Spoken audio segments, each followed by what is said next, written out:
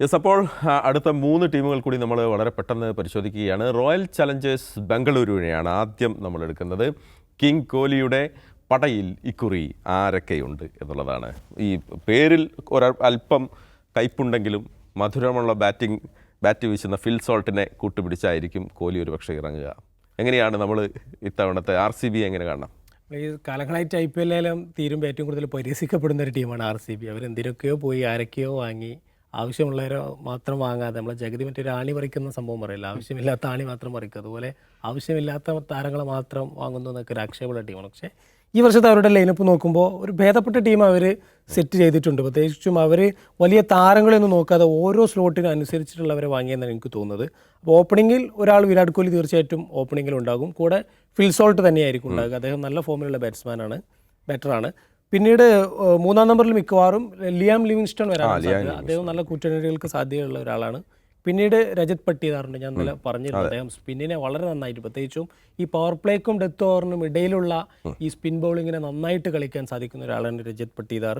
പിന്നീട് കൃണാൽ പാണ്ഡ്യ ഉണ്ട്. കൃണാൽ പാണ്ഡ്യ പറഞ്ഞ പോലെ ആരാധകർക്ക് 2 അഭിപ്രായമുള്ള താരമാണ്. അദ്ദേഹത്തിന്റെ ഷോ എന്നൊക്കെ പറഞ്ഞിട്ട് പലരും, പക്ഷെ എന്ത് പറഞ്ഞാലും അയാൾ നല്ലൊരു പ്ലെയർ, ടീമിന് അത്രയും മുതൽക്കൂട്ടാവുന്ന ഒരു പ്ലെയറാണ്.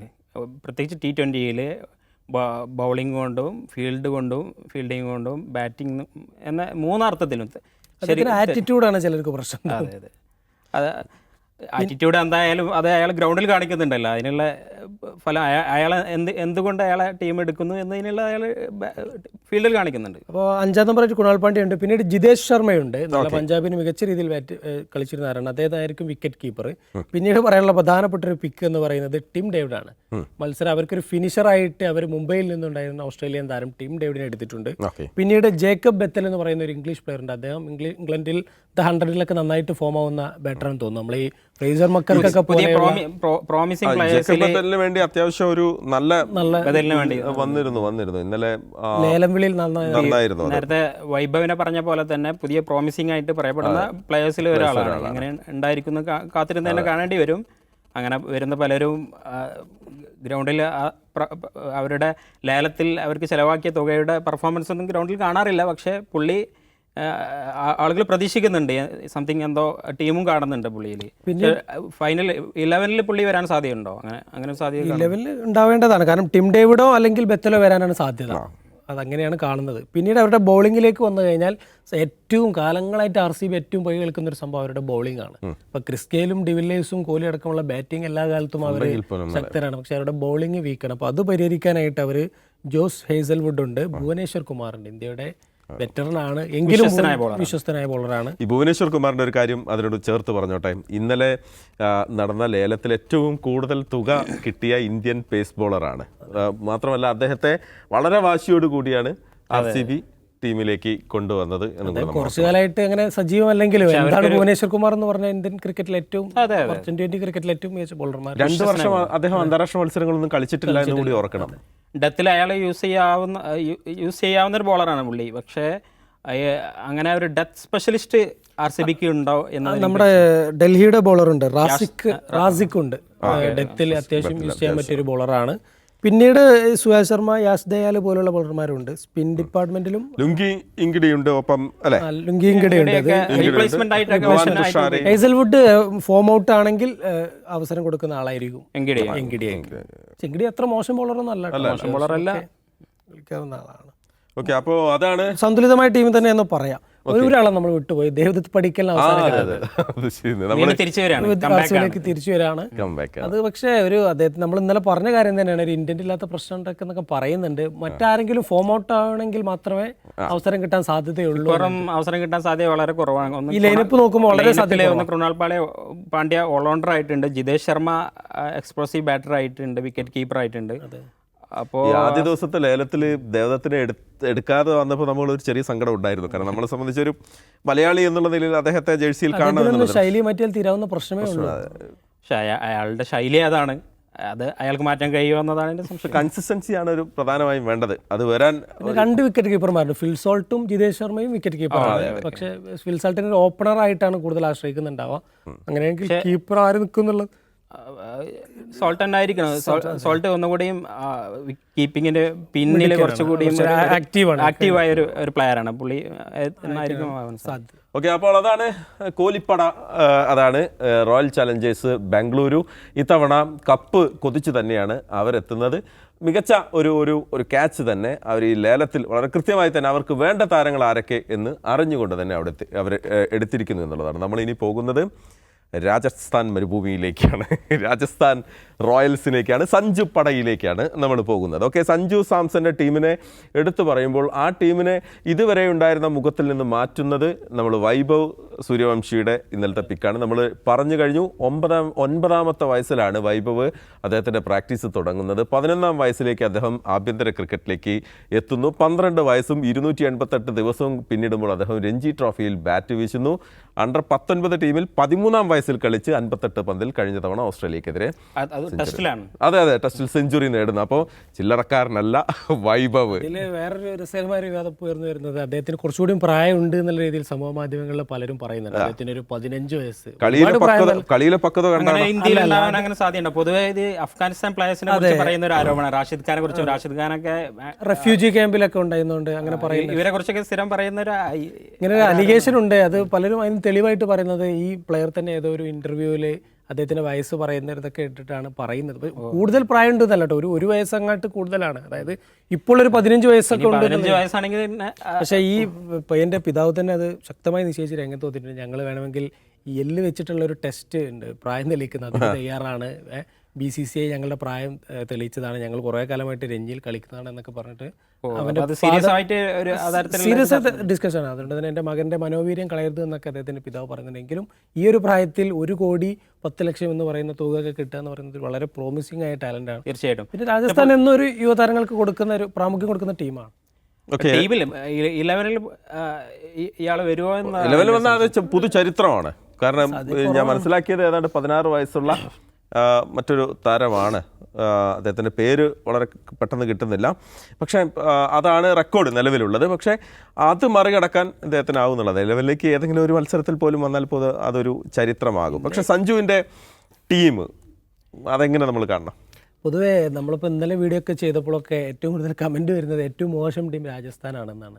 പ്രത്യേകിച്ച് പലരും പറയുന്നത് ഈ കുമാർ സംഘകാര കാലങ്ങളായിട്ട് അവിടെ ബിൽഡ് ചെയ്ത് വെച്ചൊരു ടീമിനെ രാഹുൽ ദ്രാവിഡ് വന്ന് നശിപ്പിച്ചു എന്നൊക്കെയാണ് പലരും കമൻറ്റിലൊക്കെ പറയുന്നത്. നമ്മൾ ടീം ലൈനപ്പ് നോക്കിയാൽ കുറച്ച് മിസ്സിങ്സ് എലമെൻ്റ് ഉണ്ട്. അതിൽ റിട്ടേൺ ചെയ്തത് സഞ്ജു സാംസൺ, യശസ്വി ജയ്സ്വാൾ, റിയാൻ പരാഗ്, ധ്രുവ് ജുറേൽ, ഹിറ്റ്മെയർ, ഈ 5 ബാറ്റർമാരും പിന്നെ സന്ദീപ് ശർമ്മ എന്ന ബോളറാണ്. ഇവരാരും ഈ ജുറേലിന് മാത്രമാണ് കുറച്ച് കൺഫ്യൂഷൻ ഉള്ളത്. ബാക്കി എല്ലാവരും നല്ല പിക്കുകൾ തന്നെയാണ്. ജുറേൽ ഒരു 13 കോടിയൊക്കെ കൊടുത്ത് നിർത്താനുണ്ടോ എന്നുള്ളൊരു സംശയം പലർക്കും ഉണ്ട്.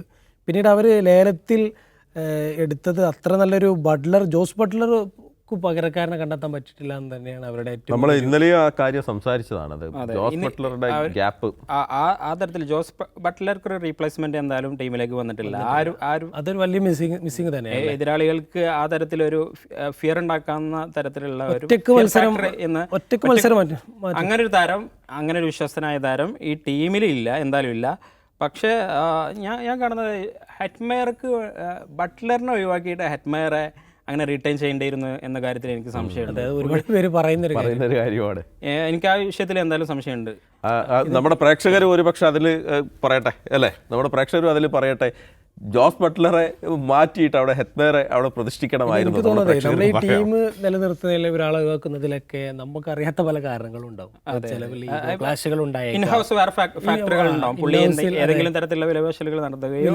അങ്ങനെ ഉണ്ടാവും. അതല്ലെങ്കിൽ താരങ്ങൾ തമ്മിലുള്ള കളിക്കാരാണ് എന്നാണ് പറയാറ്. അങ്ങനെ തന്നെയാണ് അയാൾ ഗ്രൗണ്ടിന് പുറത്തൊക്കെ ഒരു മാന്യനായ കളിക്കാരനാണ്. അയാളെ പറയാറ് തന്നെ MS ധോണിയാണ് പുള്ളിയെ ആ അർത്ഥത്തിൽ റോൾ മോഡൽ ആക്കുന്നത്. IPL നടന്നുകൊണ്ടിരിക്കുകയല്ലേ, അവര് മത്സരത്തിനായി പോയത് വളരെ വൈകാരികമായിരുന്നു. അദ്ദേഹത്തിന് ആ സമയത്ത് പോകുമ്പോഴും ഒക്കെ ഉണ്ടായിരുന്നത്. ഇംഗ്ലണ്ടിൽ കളിക്കാൻ പോകുന്ന സമയത്തൊക്കെ രാജസ്ഥാൻ റോയൽസ് അദ്ദേഹം പോകുന്നതിന്റെ സങ്കടമൊക്കെ എല്ലാ പ്ലേയേഴ്സിലും ഉണ്ടായിരുന്നു. ഓപ്പണിംഗിൽ സഞ്ജു വരുമോ എന്നാണ് എൻ്റെ ഒരു ചോദ്യം. അത് അവരുടെ ബാറ്റിംഗ് ലൈനപ്പ് ഒക്കെ പ്രശ്നമാണ്. ഒന്ന് ജയ്സ്വാൾ എന്തായാലും ഷുവറാണ്. സഞ്ജു ഇപ്പോൾ ഇന്ത്യൻ ടീമിൽ ഓപ്പണിംഗിൽ ഫോം ആവണം. പക്ഷെ അപ്പം അങ്ങനെയെങ്കിൽ റിയാൻ പരാഗ് ഓപ്പണിംഗിൽ വരാൻ വളരെ ഓപ്പണിംഗ് അല്ല 3-ാം നമ്പറിലേക്ക് വരും. 3-ാം നമ്പറിൽ നിതീഷ് റാണ വരാനായിരിക്കും സാധ്യത എന്നാണ് ഞാൻ മനസ്സിലാക്കുന്നത്. നിതീഷ് റാണ കൊൽക്കത്തയ്ക്ക് വേണ്ടിയിട്ട് മറ്റു പല ഫാക്ടറുകളും കാരണം ടീമിൽ 11-ൽ വരാതെ പോയ ഒരു താരമാണ്. പുള്ളിക്ക് മിക്കവാറും ഇവിടെ രാജസ്ഥാനിൽ തിളങ്ങാൻ കഴിയുന്ന, രാജസ്ഥാനെ പറ്റിയ വളരെ നല്ലൊരു പിക്കാണ്. നമ്മൾ ഇനി പറയാൻ പറ്റൊരു കാര്യം അവരുടെ ബൗളിംഗ് ആണ്. ആർച്ചറുണ്ട്, കൂടാതെ മഹീഷ് തീക്ഷണയുണ്ട്, അസരംഗയുണ്ട്. അസരംഗ നമ്മൾ ഇന്നലെ പറഞ്ഞതാണ്, സഞ്ജുവിന്റെ ഏറ്റവും വിക്കറ്റ് എടുക്കുന്ന താരത്തെ സഞ്ജു ടീമിലെത്തിച്ചു. അപ്പോൾ രസകരമായ കമന്റ്, മാർക്കോ യാൻസനെ കൂടി ഒന്ന് എത്തിച്ചൂടെ എന്നുള്ളതാണ്. മാർക്കോ, ഞാനത് പറയാൻ വരുവായിരുന്നു. കാരണം മാർക്കോ യാൻസന് അദ്ദേഹത്തെ പഞ്ചാബാണ് പിക്ക് ചെയ്തതെന്നാണ് ഞാൻ മനസ്സിലാക്കുന്നത് അല്ലേ. അപ്പോൾ യാൻസൺ വേഴ്സസ് സഞ്ജു ഇത്തവണ നമുക്ക് കാണാം. അത് കുറെ കൂടി IPL ആകുമ്പോൾ കുറെ കൂടി സഞ്ജു അദ്ദേഹത്തിൻ്റെ ഒരു ഏറ്റവും എന്താ പറയുക മനോഹരമായ കളി പുറത്തെടുക്കുന്ന ഒരു സമയം. അപ്പോൾ യാൻസൺ എങ്ങനെ നേരിടുന്നതുണ്ട്. സഞ്ജു കാത്തിരിക്കുന്നു, യാൻസനും കാത്തിരിക്കുന്നു. അതാണ്.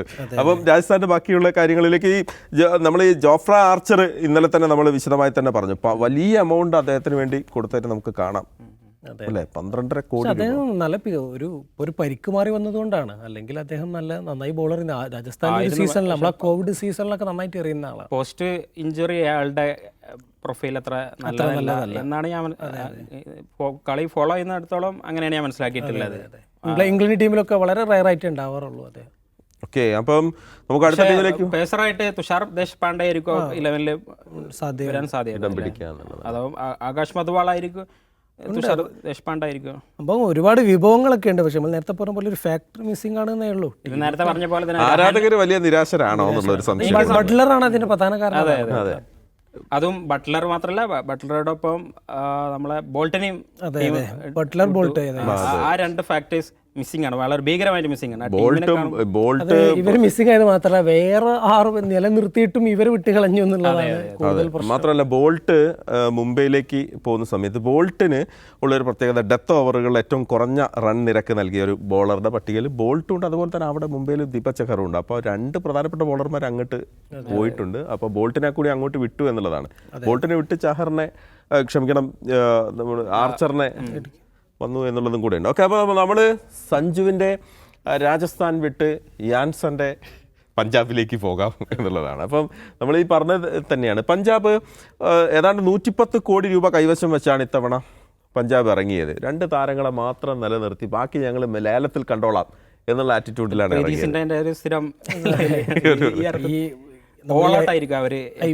IPL-ന്റെ ഈ ലേലത്തിന്റെ ചരിത്രം എടുത്താൽ എന്നും ഏറ്റവും കൂടുതൽ പൈസ ഇറക്കുകയും ഏറ്റവും സജീവമായി ഇടപെടുകയും ചെയ്യുന്നൊരു ടീമാണ്. സത്യത്തിൽ നമ്മൾ ഈ ലേലത്തിൽ സജീവമായി ഇടപെടുന്ന ഒരു ടീമിന്റെ മോശമാണ്. കാരണം നല്ല ടീമുകളൊക്കെ കാലങ്ങളായിട്ട് ഏറെക്കുറെ ഒരേ ലൈനപ്പുമായിട്ട് പോകുമ്പോൾ അങ്ങനെ ഇല്ലാത്ത ടീമുകളാണ് എല്ലാ വർഷവും ഇങ്ങനെ ടീം ഉടച്ചു പറക്കേണ്ട ഒരു അവസ്ഥ. അതെ അതെ, അതൊരു പരിപൂർണമായ ഉടച്ചു വാർക്കല് കാണുവാണ്. രണ്ട് അൺക്യാപ്ഡ് താരങ്ങൾ മാത്രം നിലനിർത്തിക്കൊണ്ടാണ്. ആദ്യം റിക്കി പോണ്ടിങ് ആണ് അവരുടെ കോച്ച് എന്ന് വെച്ചിട്ടുണ്ടായിരുന്നത്. നമ്മൾ ഇന്നലെ പറഞ്ഞ പ്രഡിക്ഷൻ ഉണ്ടായിരുന്നു ഓസ്ട്രേലിയൻ താരങ്ങളെ നന്നായി വാങ്ങിക്കൂട്ടും എന്നുള്ളത്. കറക്റ്റ് ആണ്. അവരുടെ ഇതിനുശേഷം നടക്കുന്ന ഏറ്റവും വലിയ ഭീകരമായ ചർച്ച അതാണ്. ഓസ്ട്രേലിയ കറക്റ്റ് ആണ്. അത് നോക്കൂ, അവരുടെ ലൈനപ്പ് നോക്കുകയാണെങ്കിൽ ഫസ്റ്റ് ഓപ്പണിംഗിൽ വരാൻ സാധ്യതയുള്ള ജോഷ് ഇംഗ്ലീഷ് ആണ്. അദ്ദേഹം ഓസ്ട്രേലിയക്കാരനാണ്. അത്ര വലിയൊരു പ്ലെയർ ആയിട്ടൊന്നും എനിക്ക് തോന്നിയിട്ടില്ല. പക്ഷേ ഓസ്ട്രേലിയൻ ടീമിലും ഇടമെടുക്കാറുണ്ട്. ഇപ്പോൾ T20 ലോകകപ്പിൽ ടീമിലൊക്കെ ഉണ്ടായിരുന്നു. എക്സ്പ്ലോസീവ് ബാറ്റർ ആണ്, പക്ഷേ കൺസിസ്റ്റന്റ് ആണോ വിശ്വസനാണോ എന്ന കാര്യത്തിലാണ് തർക്കം. അതെ, പിന്നെ പ്രഭ്സിമ്രാൻ സിംഗ് ആണ് മറ്റൊരാൾ കൂടുതൽ നിലനിർത്തിയ താരങ്ങളെന്നാണ്. പിന്നീട് മാർക്കസ് സ്റ്റോയിനസ് ആണ് അനദർ ഓസ്ട്രേലിയൻ. പിന്നെ ശ്രേയസ് അയ്യർ ക്യാപ്റ്റൻ ആയിട്ടുണ്ടാകും. പിന്നെ മാക്സ്വെൽ അനദർ ഓസ്ട്രേലിയൻ, മൂന്നാമത്തെ ആളാണ്. അതെ, മൂന്നാമത്തെ ഓസ്ട്രേലിയക്കാരനായി. നമ്മൾ ഫസ്റ്റ് 11 കാര്യമാണ് പറയുന്നത്. പിന്നീട് നെഹൽ വധേര, പിന്നെ ശശാങ്ക് സിംഗ് ഉണ്ട്. നമ്മൾ ആള് മാറി പിന്നീട് റിട്ടേൺ ചെയ്തതെന്ന് പറയുന്നത് ശശാങ്ക് സിംഗ് ഉണ്ട്. പിന്നെ മാർക്കോ യാൻസൺ ഉണ്ട്. ഓസ്ട്രേലിയക്കാരൻ അല്ലാത്തൊരു പ്രധാന പിക്ക് എന്ന് പറയുന്നത് യാൻസൺ ആണ്. അദ്ദേഹം ബാറ്റും ചെയ്യും, അത്യാവശ്യം ബാറ്റും ചെയ്യും, പിന്നെ ബോളും ചെയ്യും. ബോളിംഗ് അറിയാനും പിന്നെ ഒരു 7ാമൻ ഫിനിഷറുടെ റോളിലൊക്കെ ഉപയോഗിക്കാൻ പറ്റുന്ന ഒരു താരമാണ്. പിന്നീട് ഹർപ്രീത് ബ്രാർ,